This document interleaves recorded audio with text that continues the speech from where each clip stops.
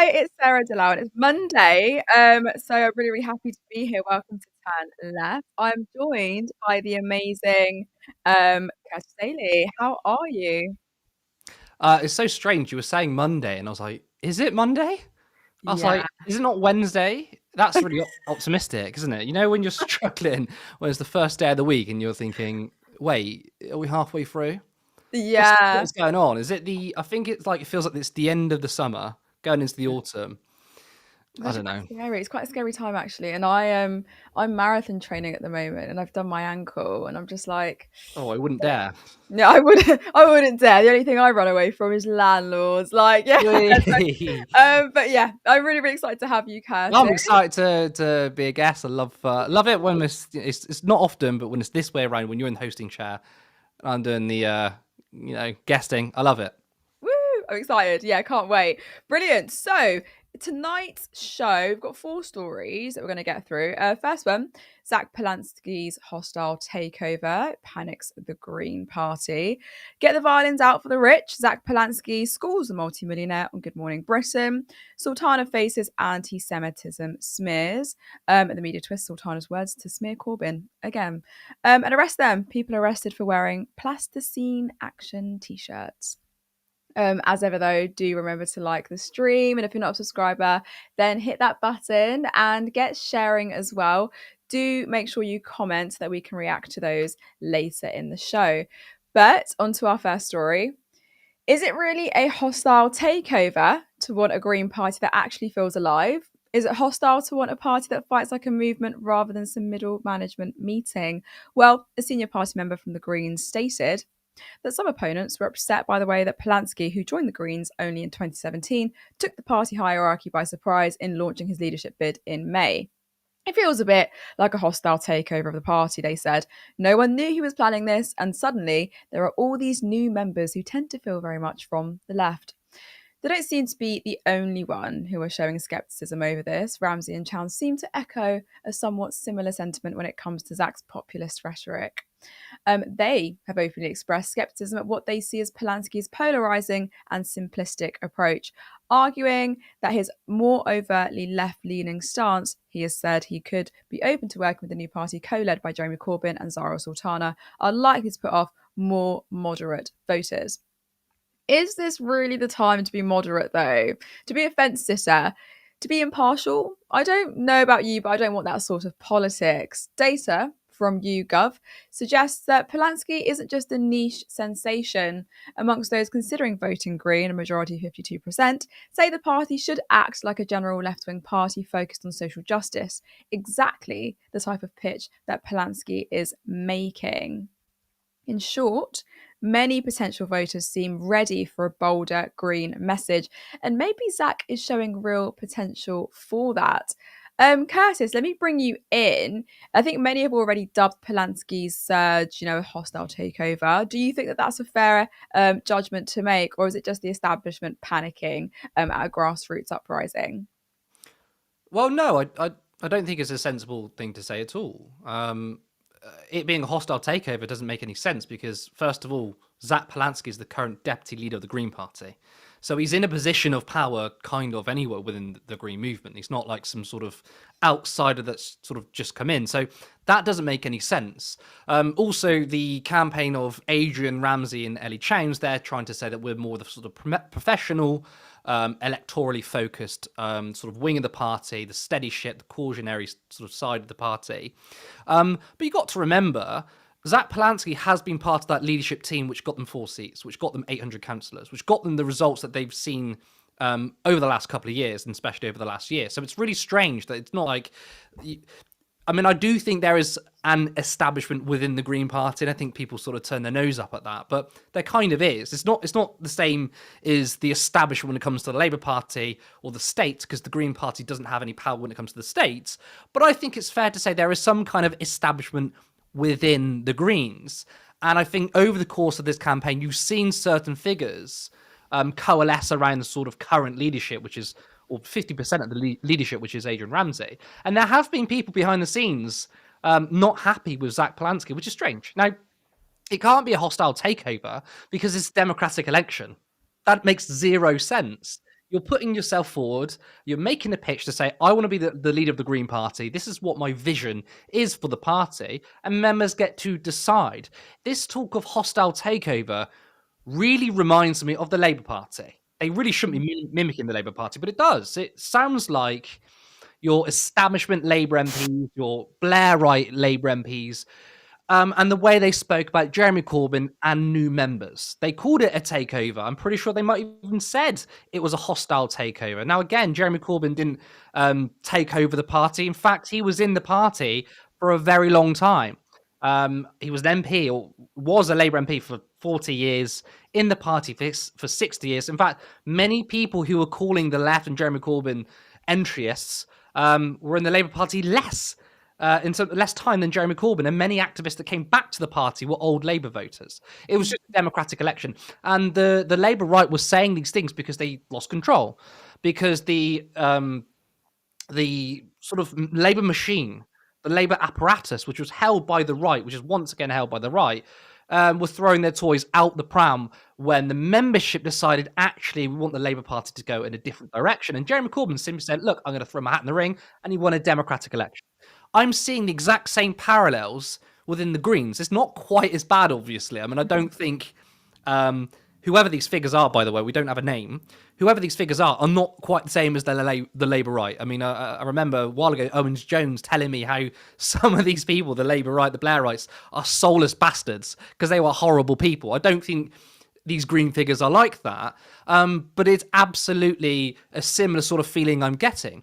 It's also strange as well that they're saying this sort of came out of nowhere. He didn't tell us about it, tell us about his leadership campaign.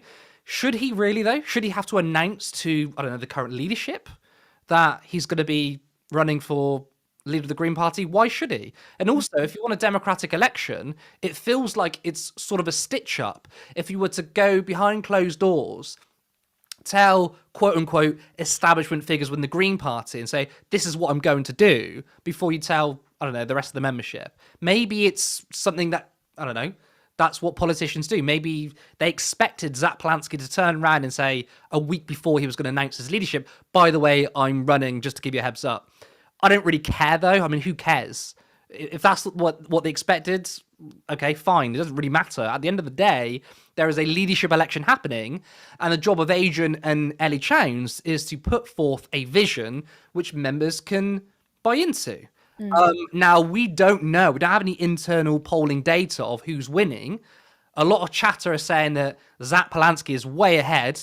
I don't like to do that because he might not be, and obviously there's going to be many Green Party members who probably represent more of the rural areas, the more, dare I say, conservative-leaning Green Party members. I mean, there is that constituency within the party. I mean, Adrian Ramsey, he won Waveney Valley, was a Tory constituency.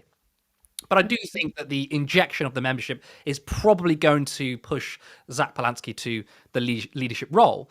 But once again, it's very negative. It's how, once again, it reminds me of Rachel Reeves saying that I'm glad that actually the Labour membership is down because that means the left aren't within the party anymore. What a weird thing to say. I mean, you want the party to have broad appeal, which once again also flies in the face of what Ellie and Adrian has been saying, which is we don't want to be a protest party. We don't want to be a clique.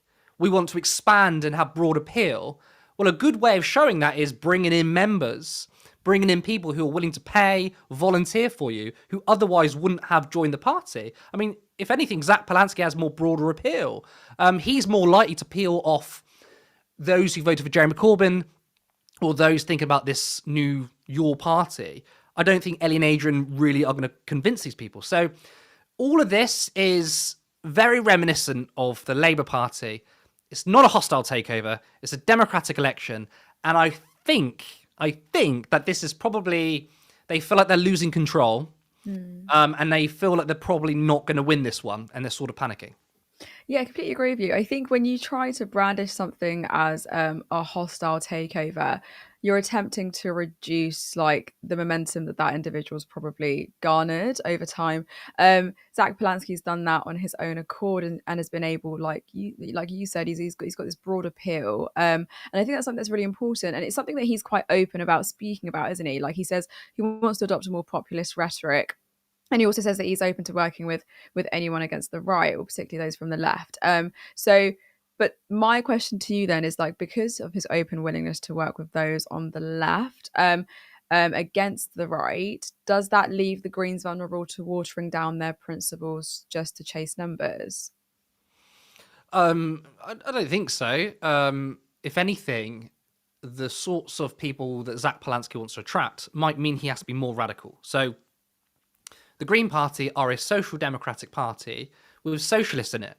Kind of the same as the Labour Party. The Labour Party, I don't think ever was a socialist party.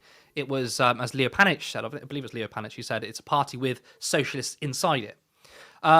Whereas this new Your Party, I'm calling it Your Party, we don't know the name, but it's just so easy to say Your Party.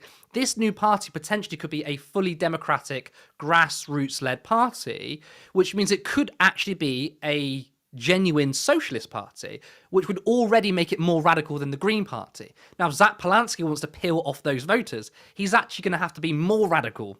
He'll have to go to the left of Adrian Ramsey and Ellie Chowns. So I don't see how him trying to sort of broaden appeal would water it down. It's very different if you're a party of government, because the Greens, they have 4 seats. Next election, maybe they get 20, who knows? But then right now, they're not a party of government. When you're a party of government, like the Labour Party, which probably won't be in government for very long, you have far more scope for compromise, because you're trying to build a mass coalition of the majority of the electorate. That's way different.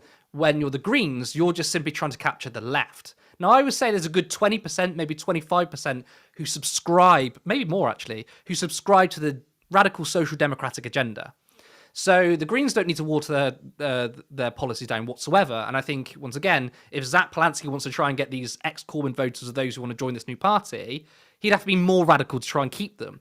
Because any sort of idea that the Greens are going to water themselves down, and any indication that Ellie Chowns or Adrian Ramsey wins the Green Party leadership, I don't think there'll be many people who voted for Jeremy Corbyn, voted Labour, who were stuck between the Greens and your party, would stay with the Greens. I think a lot of them may leave. Really, really great point. No, I completely agree with you. I think Zack Polanski, and this is my personal opinion, offers a promising future for the Greens.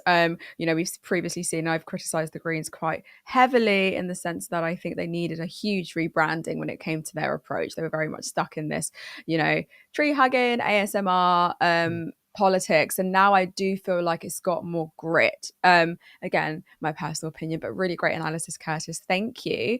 On to our second story. Good morning, Britain. We're sticking with Zank. Can I start again? We're sticking with Zach. Good morning, Britain usually serves up bland political chat whilst you have your toast and a cuppa, but not this time. Zack Polanski strolled into the GMB studio and gave a multi-millionaire a lesson in basic morality. Let's have a look. Asking people to pay a small amount, 1%, yes, well, on Zach, assets you're a to help run our economy. You're a politician, so you're trying to paint me as to just caring about billionaires, which is ridiculous. Well, no, you started by saying this is my responsibility. You've come on here as a very wealthy individual and dared to say on TV, I don't want to pay a bit more tax. When this country is crumbling, we have 4 million children living in child poverty, and you're saying, I don't even want to pay a little bit more. That's morally reprehensible. What I am saying is a 1% tax on £10 million or more, capital gains tax in line with income tax. We could look at inheritance tax. That looks at only 4% of properties in this country. There are lots of ways of bringing money. But when you are hoarding money and wealth into assets, that's the exact way to break an economy. So hoarding, rather than making it productive. That's another rubbish claim. Rather making it productive around the economy. That's what I like to see personally. Like, show us that anger, show us that so-called hostility people are so afraid of, because this is certainly not the time for, like I said earlier, ASMR politics. Polanski's opponent was Richard Furley, an Australian investor and former Dragon's Den star. He is worth a pretty penny, tens of millions, and surprise, surprise, he was not thrilled about the idea of a wealth tax. They never are they? The wealthy always repeat the same lines over and over. If you tax us, we're going to flee the country. Okay, try pick up your house and take it with you. Or I'm a millionaire and I pay loads of tax already. Well, what more do you want? I don't know. Maybe we should just get out the world's smallest violin for them, because it seems that they're doing something so heroic for us. Polanski versus The Millionaire wasn't just a one-off TV skirmish. It felt like a glimpse of how the left could punch through by being witty, by being sharp, and unapologetically on the side of the many, not the millionaires. It was definitely entertaining. Who doesn't enjoy seeing a smug, fat cat taken down a peg before they've even had their second coffee? But it really cut to the heart of the matter. We live in a society completely fractured by class inequality. Curtis, what do you make of Zack's approach? I just want to get your take on it. What were your reactions to all of that? Is that the kind of voice that the Greens need? Is that what they've been needing for a while? But reactions first. What do you think? That was precisely what was needed. I thought it was a fantastic showing of Zack Polanski. Probably one of his best yet, actually, because it seems like he was very aggressive here in a good way. I feel like had that been someone else, like a technocratic leftist, dare even say one of Ellie Chans or Adrian Ramsey, they might sit there and say, we need a wealth tax because it's very unfair. It's unfair that this happens. Inequality is really, really bad. And I think just simply saying it's unfair doesn't really wash. People don't really warm to that. What Zack was doing was kind of creating a powerful story by saying, actually, right, we have services that are crumbling. We need the money, and he made it very personal, which was very good. He said, and you're there as a rich person, a very wealthy person, doesn't want to pay a little bit more in taxes. I think that's morally repugnant. I thought it was fantastic because he flipped the script there. Because what the Richard guy from Dragon's Den, Australian Dragon's Den, was trying to say is, look, you're trying to paint me as a bad man that all I care about is myself. But that's not the case. And I don't know what this guy thinks.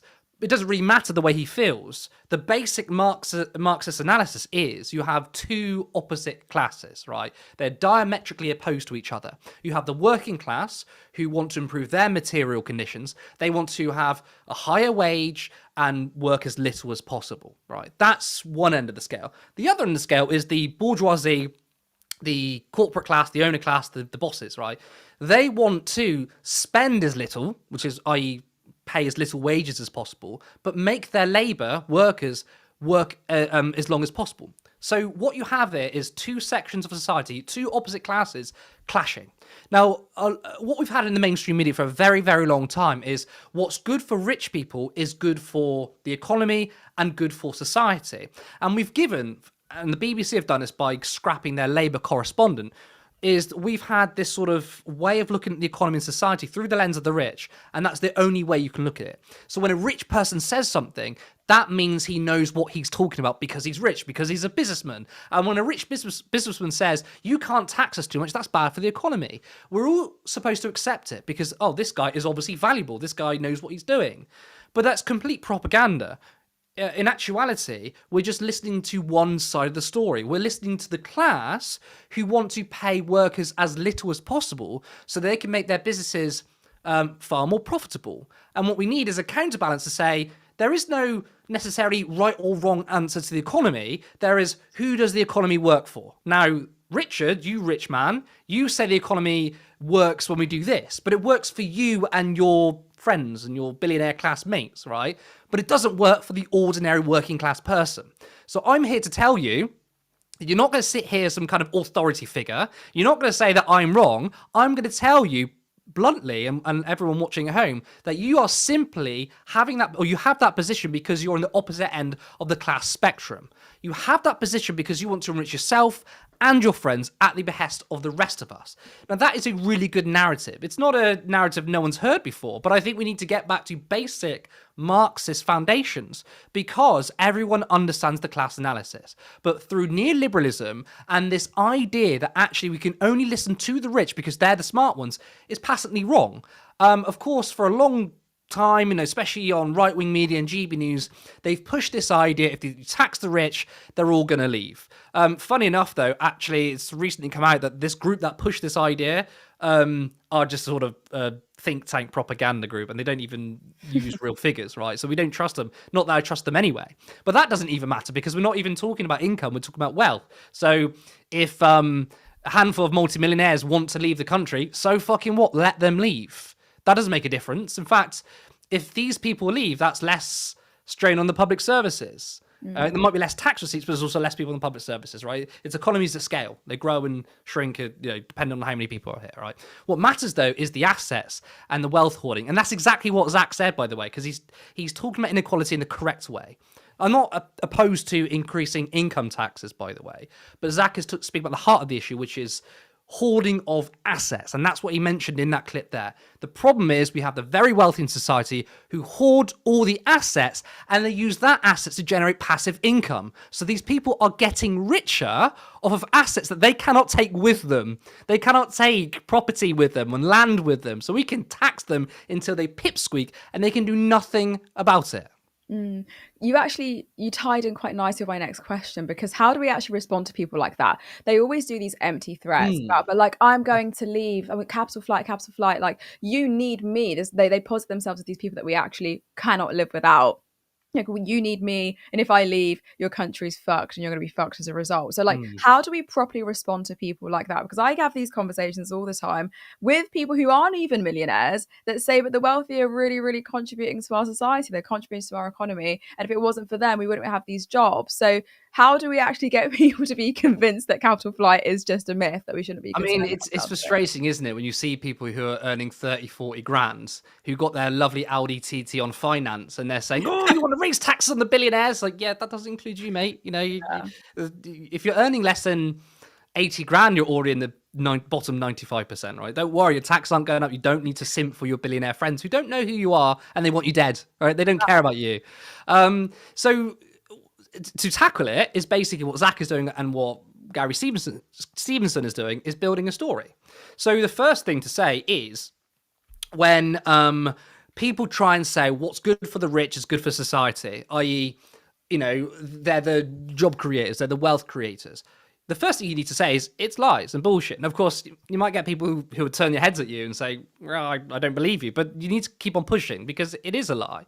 You need to tell people, why does the mainstream media push this idea that we need to give tax cuts to the wealthy and treat them well because they'll create jobs and blah, blah, blah, blah?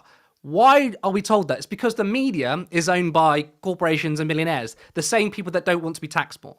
So explain to people, first of all, what we're being told is that what is the interest of the billionaire class is not good for us. It is good for us, but in fact, it's not good for us, and the media is owned by the billionaires. Now, in terms of the rich being wealth creators, you can say that's actually not true, because it isn't. Ordinary people, everyday people are wealth creators. Consumers, workers are wealth creators. Now, how does that work? Well, obviously, if people have less expendable income, they won't spend as much money into the economy. And when that happens, the economy struggles and businesses lose profit because they're not selling anything. And this is the great contradiction of capitalism. Capitalism has many, many contradictions, by the way. But a great contradiction is that capitalism wants to seek as much profit as possible, but it gets to a point where they've taken all the profit and no worker can buy the things that they're selling. It's almost, and this is what actually Henry Ford understood when he sort of brought over we call it Fordism, which was when he manufactured the cars in the 60s.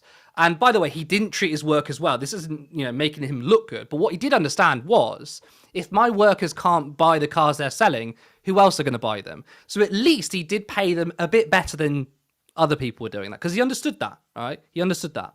So we need to tell people, if ordinary people don't have money in their pockets, they can't spend. And if they can't spend, then companies will lose profits. And then what happens when they lose their profits? They can't hire people.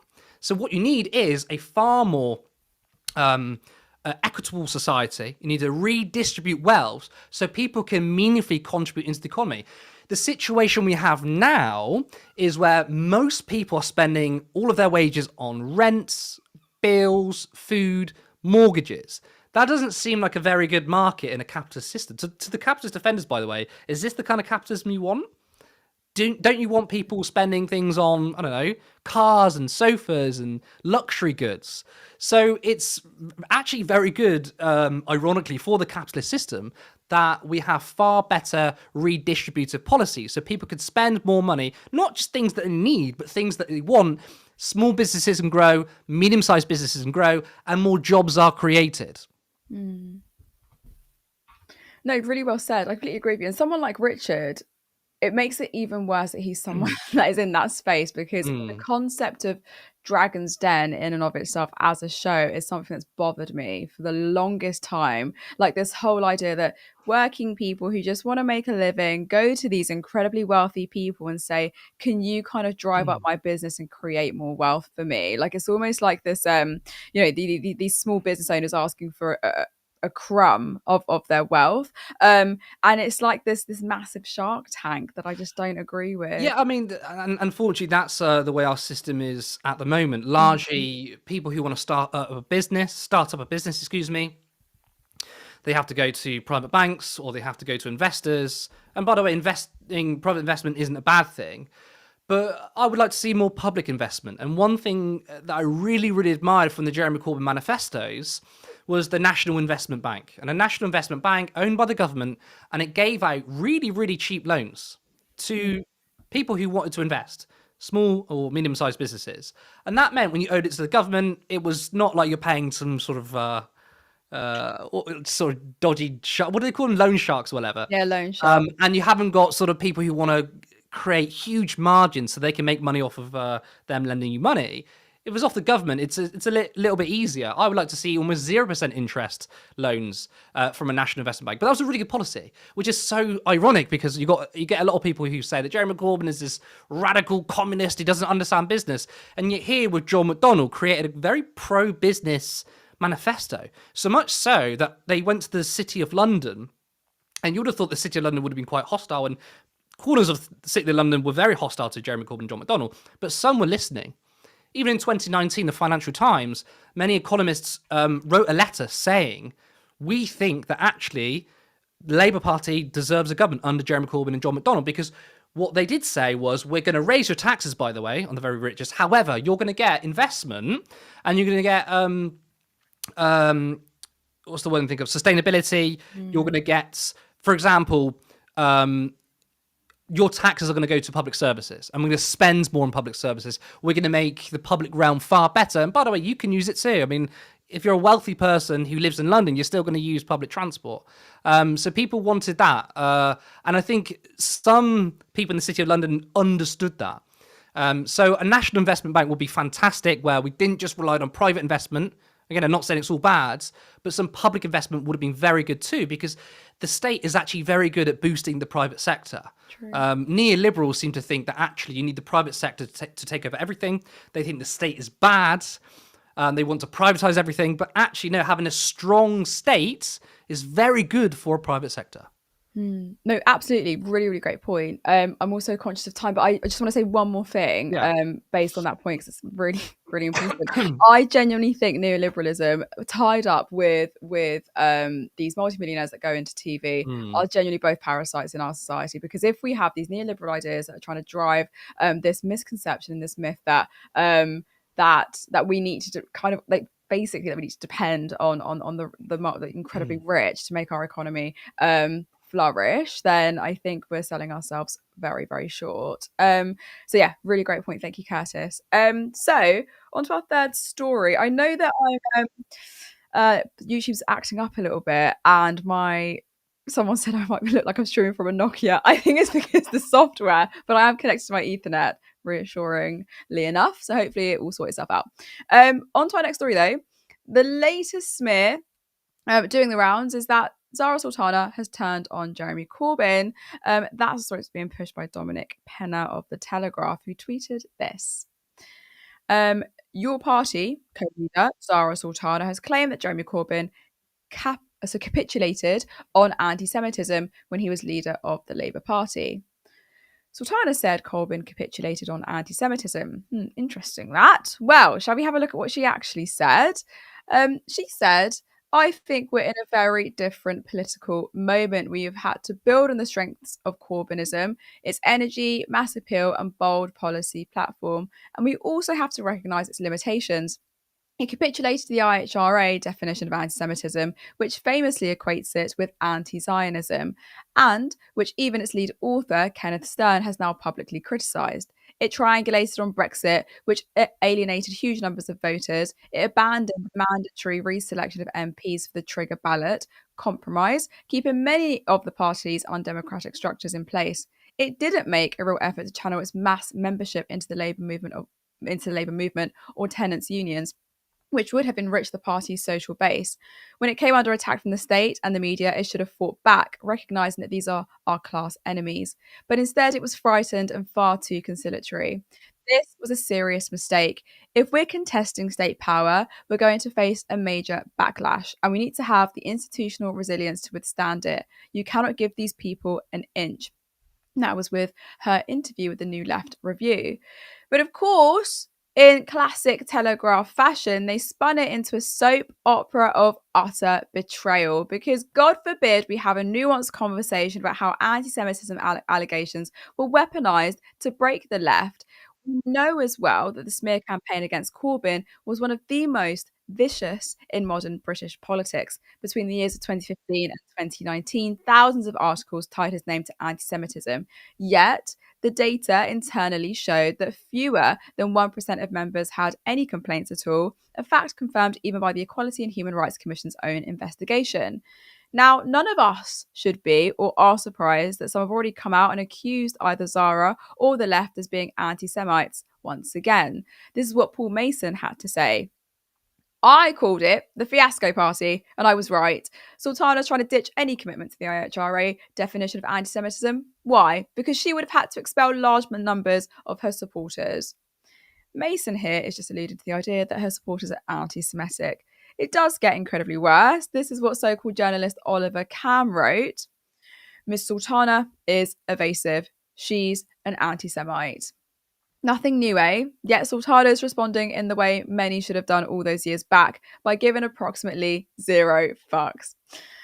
The smears won't work this time. I say it loudly and proudly. I'm an anti-Zionist. Print that.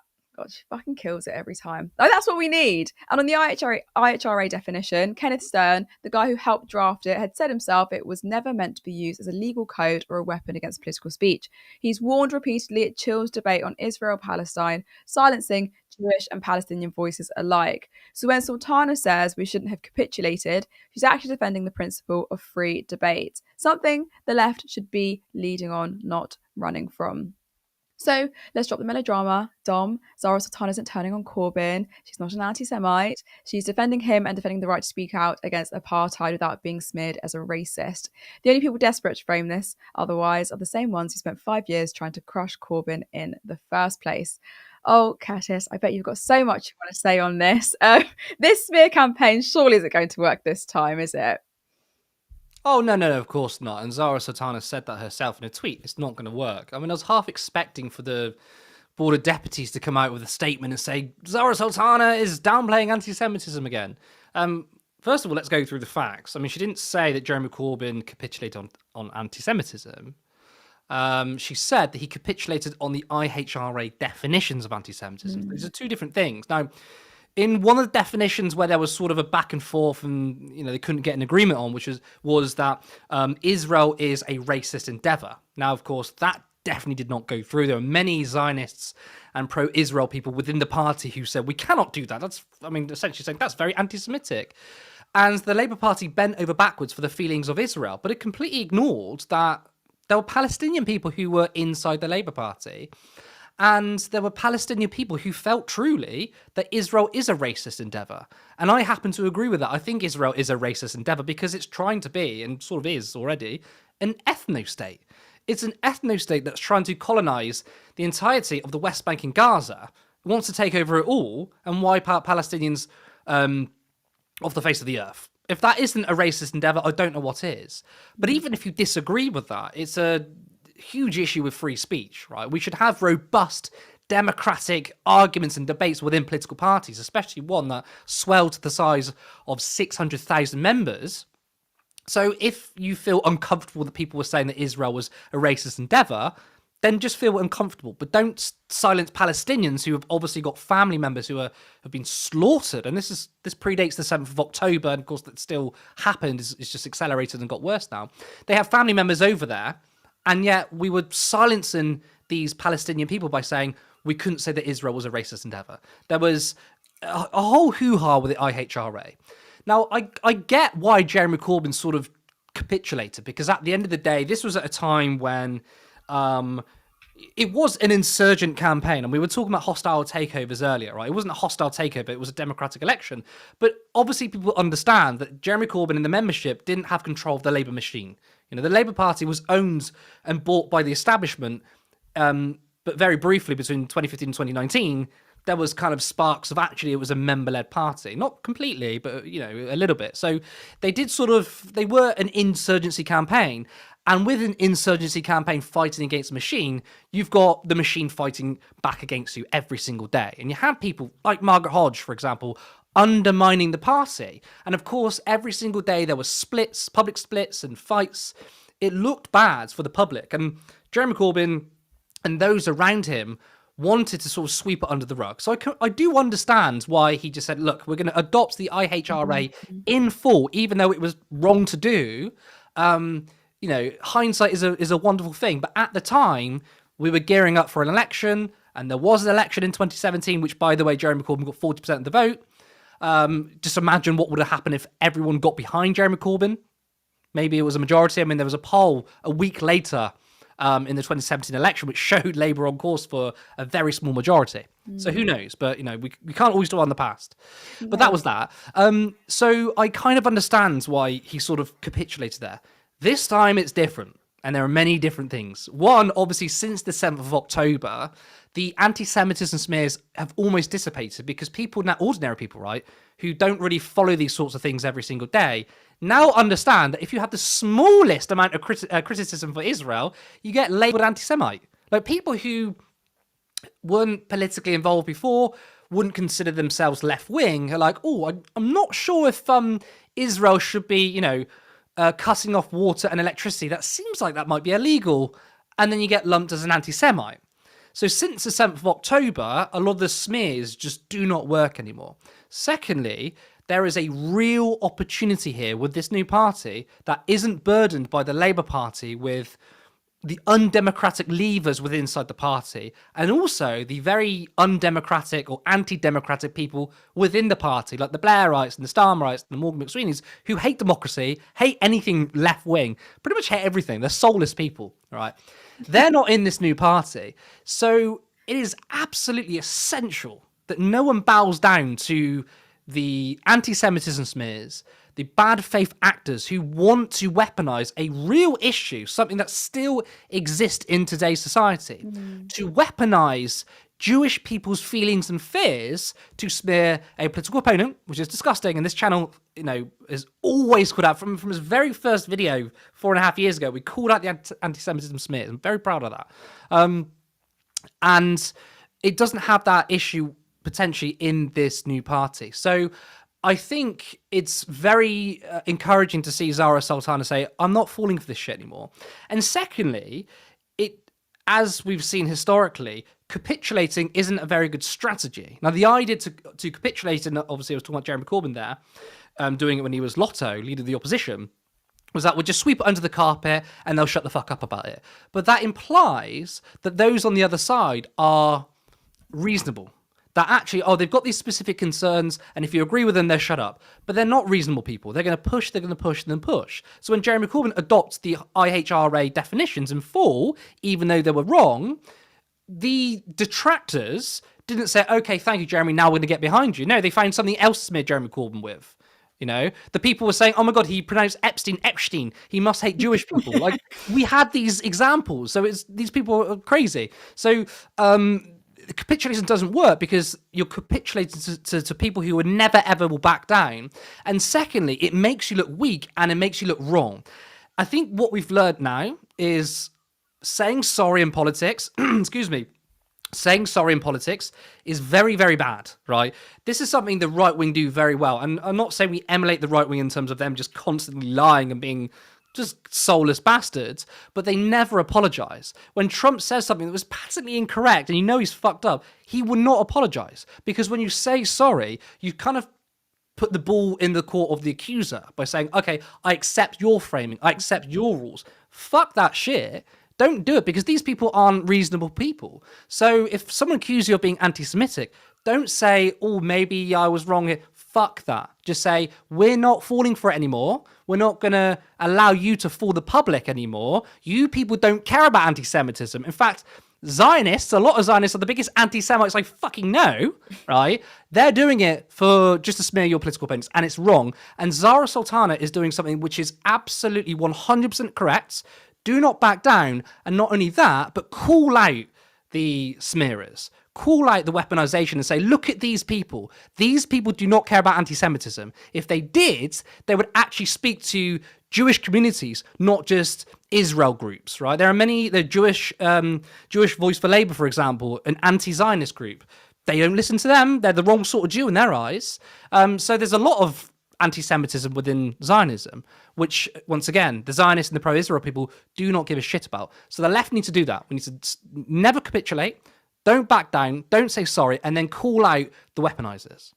So well said. And I think the whole capitulation thing, it has to be contextualized properly, because in a narrow sense, yes, Corbyn did. And I think that needs to be recognised to the IHRA definition. And you're so right when calling out the mishaps or the shortcomings of capitulation, because it does shift the centre ground further right. And I think by capitulating, you are legitimising the idea that criticism of Israel, is almost, suspicious or dangerous. And I think that's what happened in that. So like, you'd given really, really great examples, but the IHRA examples kind of blurred the anti-Zionism with anti-Semitism, and then by adopting them, Labour kind of reinforced that framing as well. So I think that kind of worked against the Labour Party back when Corbyn was there. And it also, like you said as well, narrowed the space, I think, for Palestinian solidarity. And that, I think, was the saddest part of it all, because what was once a mainstream left position suddenly became very risky or unsayable, and no one could really talk about it without being brandished as some sort of anti-Semite. So really great point. My final question then is, why do you think the establishment is so desperate to frame Sultana's words as anti-Semitic or as a betrayal of Corbyn, when in reality she's trying to double down on Corbyn's legacy?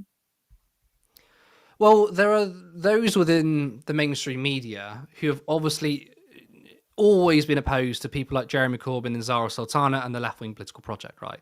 I'm going to sort of not talk about the establishment in its sort of vague terms, because the establishment is hostile to the kind of policies that we support, like wealth redistribution, anti-colonialism, and ethical foreign policy. But I'm going to speak about specific people within the mainstream media. Within the mainstream media, the so-called journalists and the pundits have never treated the left as serious political actors. They've treated every other faction as serious. They've treated the right wing as serious. They treated what they are, so-called centrists, as serious, but the left never as serious. And therefore, these people have always believed that the left are never allowed to govern.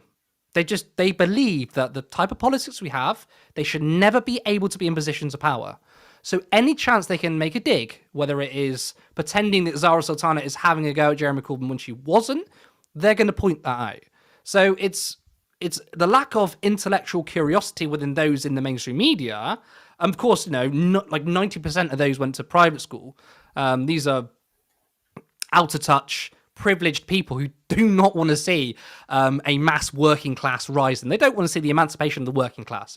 When you're in a position of privilege, equality feels like your rights are being taken away. No one wants that. I mean, when you're in a position of privilege, it's nice, right? You have that privilege. You don't want other people having some of your pie. So any sort of policies to redistribute wealth and power to ordinary people, then the gatekeepers of that power, the media, absolutely despise that. So of course, they want to do that. And again, the reason why I want to sort of bring it more down to the person rather than the abstract of the establishment, because I think people understand that, is the fact that, once again, these journalists, they've never rubbed shoulders with people like Jeremy Corbyn. They've rubbed shoulders with conservatives and reform people and establishment figures within the Labour Party. They'll pretend they're really aggressively against each other, and then they go to the same spectator parties. So they're all sort of in the same boat, right? They'll say, I'm a conservative, I disagree with this Labour figure, but I mean, how much difference is there between the Conservative and Labour? Zero nowadays. But they all go to the same parties, right? Jeremy Corbyn and the left, completely left field, out of there. And this is like, well, we don't hang around with these people. We don't like these people. You know, I like Tristram Hunt when he was once upon a time a Labour MP. I like Keir Starmer because he'll go to the same parties, whatever. But Jeremy Corbyn, absolutely not.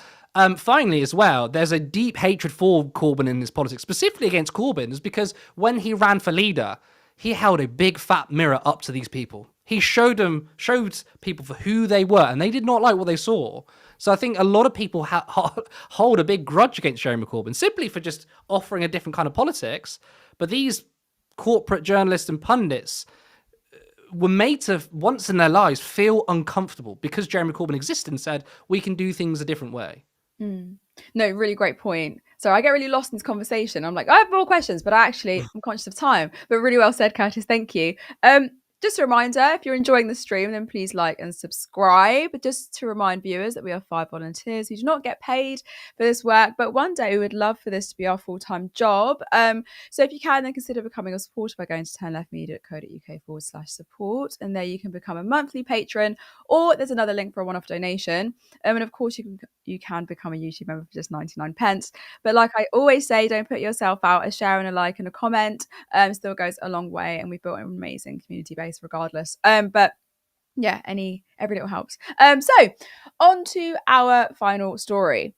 They've caught another one, guys. The police are doing such incredible work at the minute, and they're getting these snowflakes off our streets. Let's have a look at them in action.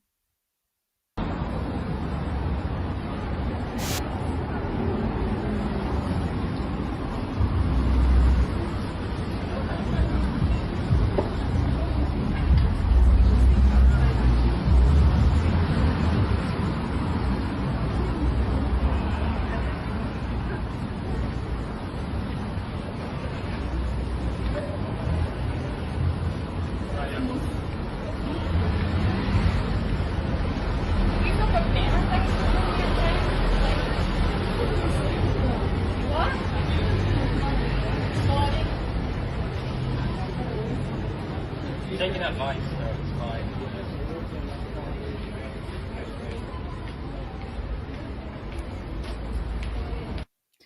I mean, can you picture what that interaction was like, though? Like, you know, the police officer going, "Sir, you're under arrest for supporting a prescribed organisation," and the man and the teacher being like, "Which one?" And the police officer being like, "Palestine Action, mate." And this guy responding with, it says Plasticine Action, you know, clay, kids' cartoons.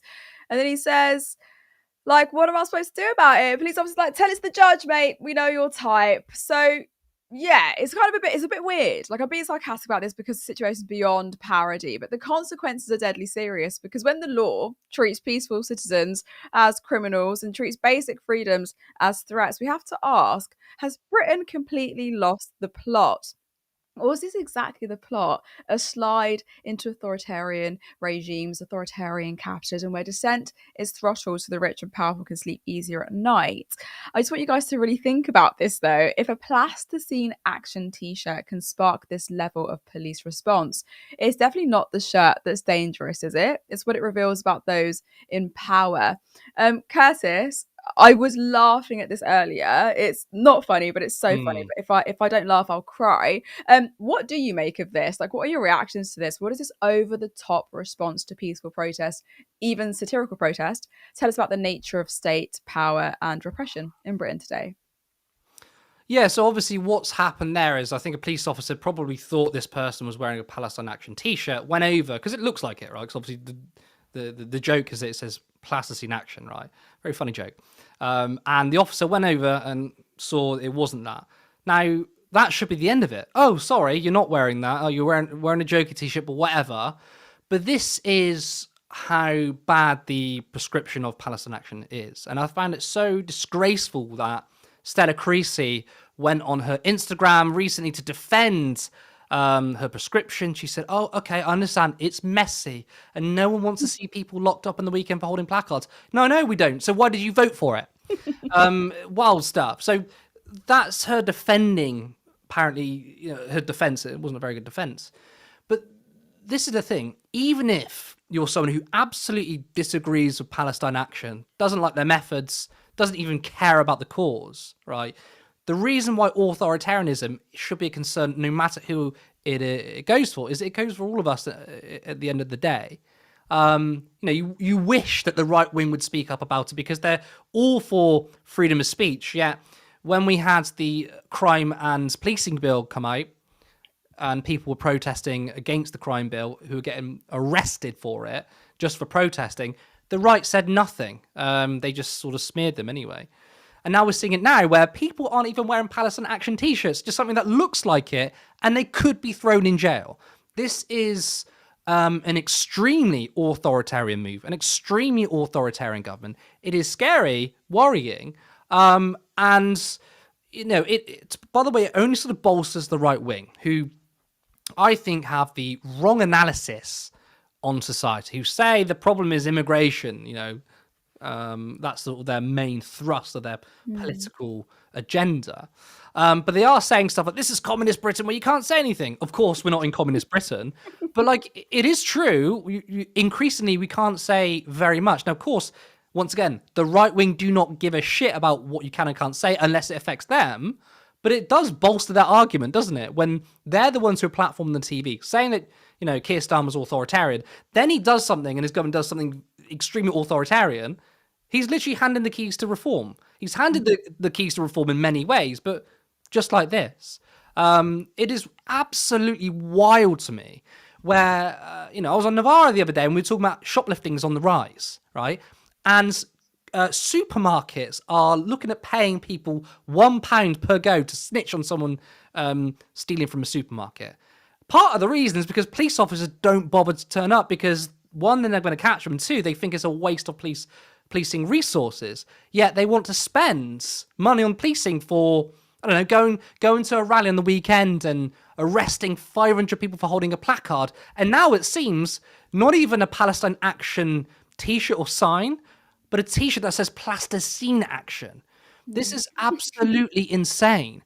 It is, you see the t-shirt, it makes you laugh, but the implication of this is so extremely wild, and it's dark and it's dangerous.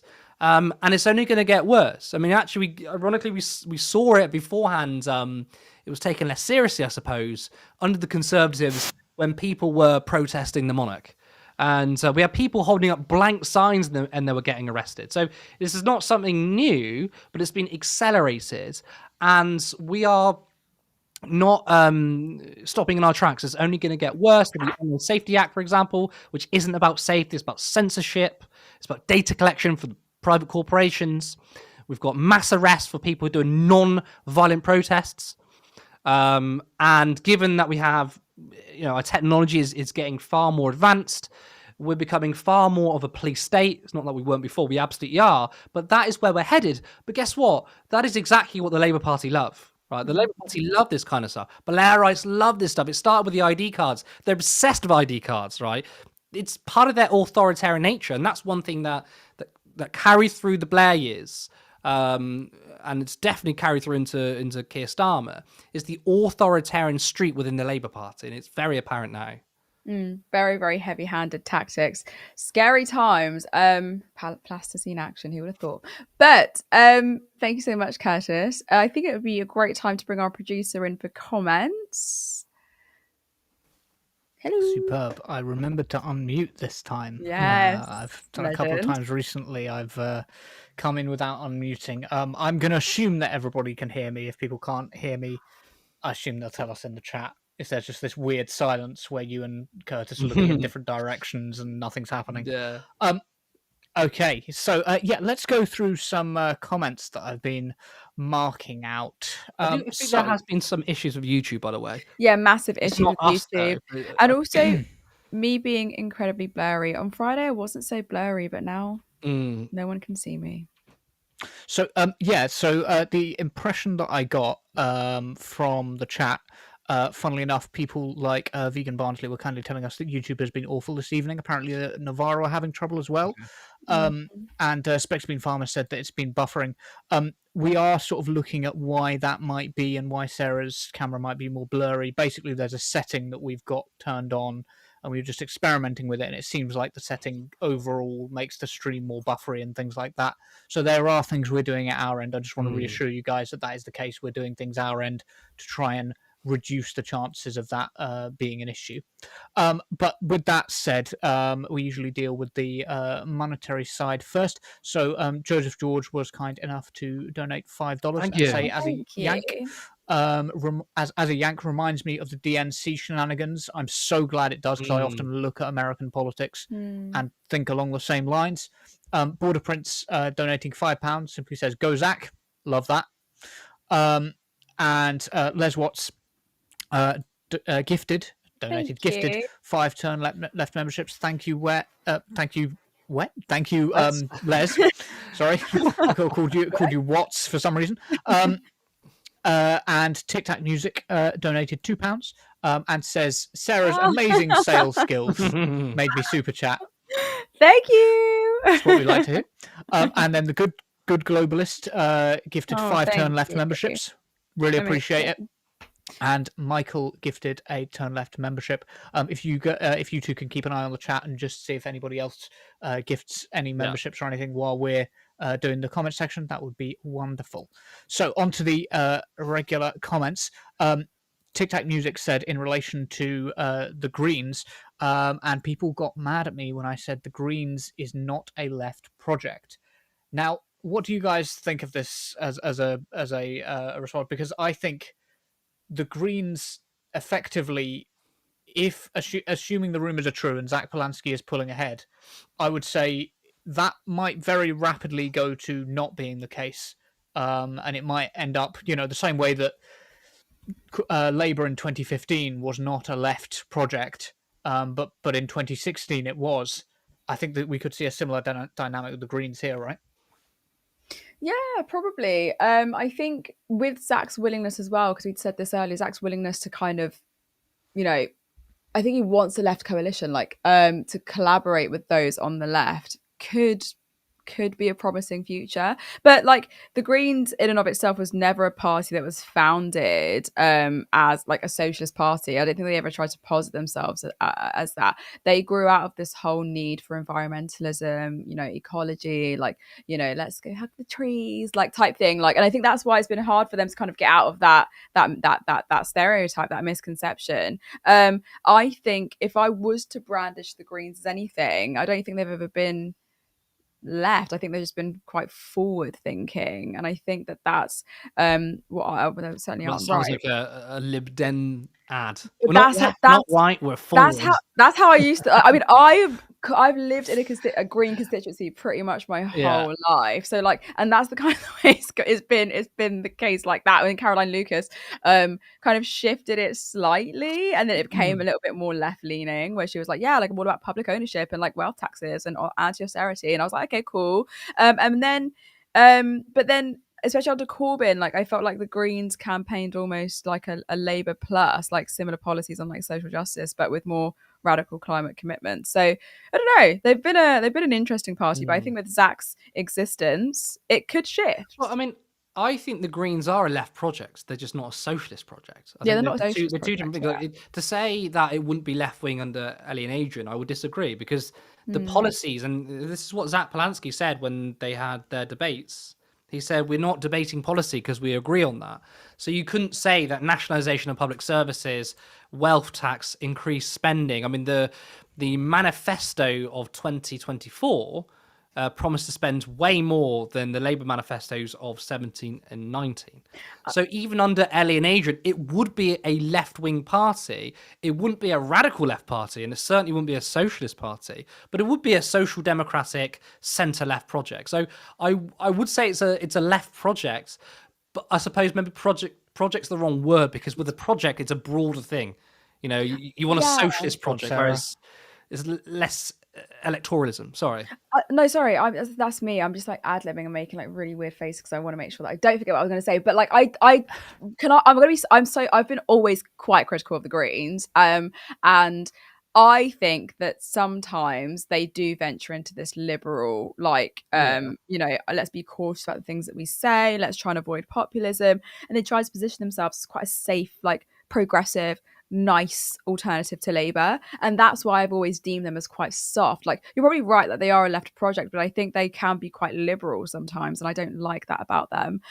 So yeah, but I would agree with you. Well, I mean, like, it also comes down to you better trust. both pray that Callum's not watching. I'm just saying. Yeah, I was going to say. I mean, like, you also comes down to trust. Like, it's very possible that you would get a green figure who would capitulate on their policies because they're not that serious about it as well. And I think like someone like Zack is serious about their policies. Yeah. Yes. So obviously you've got a perspective that's critical from the left, and a perspective which I suspect is not necessarily from the left. Or it could be a perspective from the left, just I guess they say a realist perspective from the left, if you want to put it in those terms. Paul King says the Greens want more immigration, which is a non-starter in today's climate. Now, I want to start by pushing back a little bit against this, because my instinct these days, my feeling is everything is a non-starter if you're not willing to fight for it. Yeah. That's how I feel about this sort of like approach of like, okay, the public don't like something, so we're not going to bother fighting for it. I also... Go on. Sorry. Go on, I'll cut you off. No, go on. I was done. I'm just interested because the Greens want more immigration. I've not heard them say that. I've heard them say they've defended immigration, but I've never seen a single left-wing project or party that's called for more immigration. Like, I wouldn't say I want more immigration per se. I would say I want immigration that fills the holes that we need. And if 1 year it needs to be more, then it needs to be more. Like, it's not like a point of principle that anyone on the left, I don't think, has ever said we just want more immigration for the sake of it. And I don't think the Greens have argued that. Could be wrong, but I've not seen that. I think you're right. I think whenever someone defends, immigration, then I think people automatically think that you just want more people coming into the country. Yeah. So it's like, but you're right. Like, I don't remember anyone on the left really saying, yeah, bring them all in, like bring them all in. Although, like, I have this utopian ideal that maybe these borders shouldn't exist, but I know that that's like absolutely insane to think. But yeah, I don't know. I think they just think you just want more people in and stuff. But I've had too many debates with people about this, so. Yeah. By the way, not ascribing any particular position to Paul there. He might think immigration is a good thing, and we, and we should be fighting for it, but like is very skeptical about like our ability to be able to do that, or the Greens' ability to be able to do that. Autumn Leaves said, I wish the Greens well, but yeah, I'm team your party soz. I'm hoping that there will be coalition building. I'm hoping that is something that happens. And Carl, I thought very brilliantly, said, love how Zack is hostilely taking over through democratically running, which is, it is, as you guys said earlier, very, very reminiscent of the way they spoke about like a Corbyn Stalinist takeover of the Labour Party. And it was just like, well, how did he Stalinist take over? Well, it will be the most boring hostile takeover in the world, where it took 4 months to just have series of debates and then an election. Fucking hell, I want some more. If it's a hostile takeover, I want some fireworks.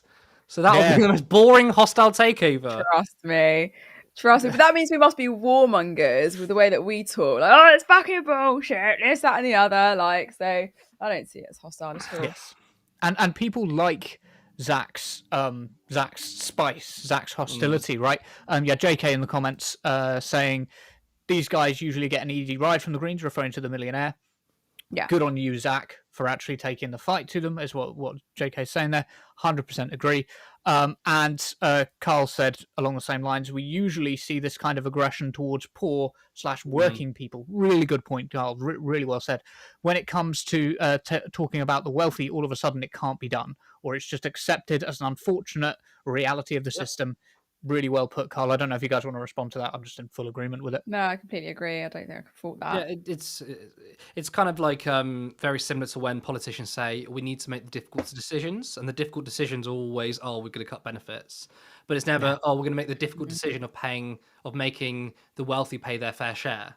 Because that would be a difficult decision, because you've got to go after your corporate donors. So it's the same sort of thing. It's sort of okay when you're aggressive on poor and disabled people, because sort of the way it is, that's where the system works. But anytime you flip it around, they lose their shit. They're crybullies, aren't they? They say, you're starting a class war. It's like, no, fuckers, we're trying to end it. Yeah, trust me. So, a really great point. Like, why do they try to victimize themselves so They love it. They love much? it. And that's what the right love as well. You see it, man. I mean, what they're going on about these days, they just cry at everything.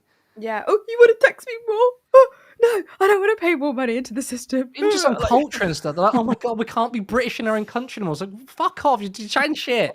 Right? Shut up and grow up and stop crying. Right? Trust me. And go on, try An pick up adult. your house and leave the country. Try do it. I dare you. Yeah. If you listen very carefully, you can hear the world's smallest violin playing for the millionaires. Literally. Yeah. So, Autumn. Again, I'm going to bring a comment from Autumn.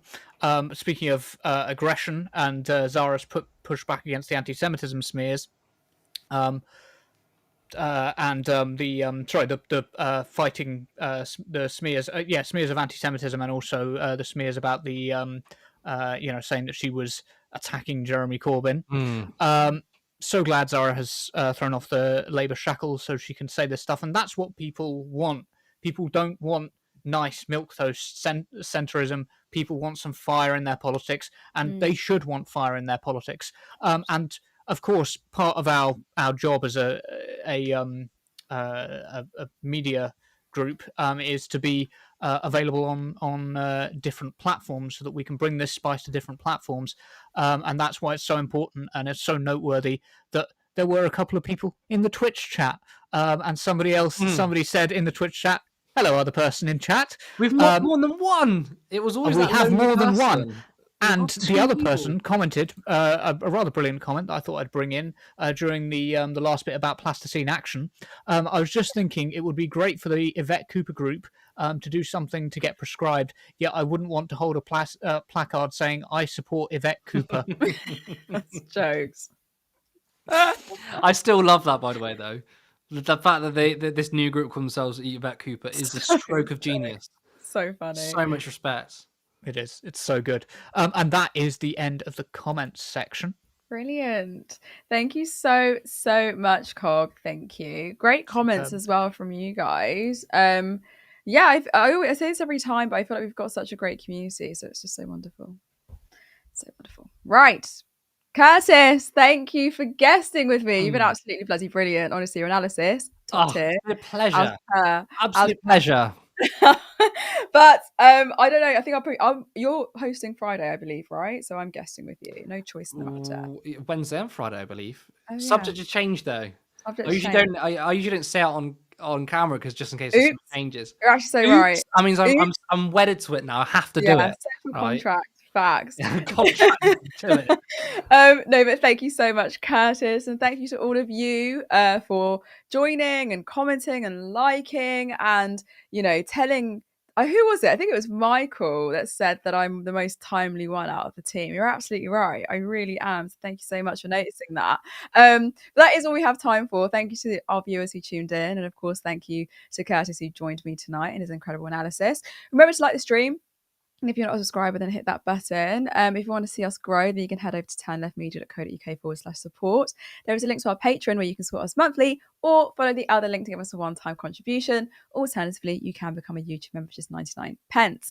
I'll keep it there because it's been quite a long show and I hope you guys have enjoyed it, but I will see you guys next time. Support independent media. Support social justice that's there on social media. Thank you. Turn left.